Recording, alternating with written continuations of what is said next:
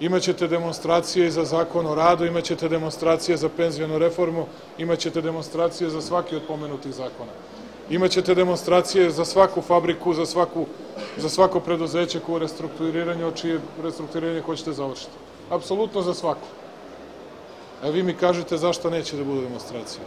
Kao što ću sada vas pitam, izvinite, što je država kriva za cenu suncokreta koju je negde na silu i pritisak uspela da poveća za dinar ili dva?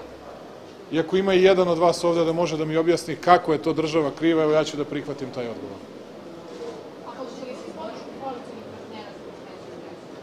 Da vam kažem, Srbija mora da ide napred, bio u vladi neki Aleksandar Vučić, Srpska napredna stranka ili neko drugi. Mi moramo da stvorimo zdrav sistem i zdravu zemlju. Pa nisam danas govorio o privatizaciji klubova. Pa niko živ nije za privatizaciju klubova. Pa nisu navijači za privatizaciju klubova, a kamoli uprave klubova. A to mora da se izvrši. To mora da se izvrši. A što mi da dajemo njima po 10 miliona evra svake godine, umesto da mi od njih uzmemo po 10 miliona evra? Samo mi objasnite tu matematiku. Ali to je tako, lakše je onako nego ovako.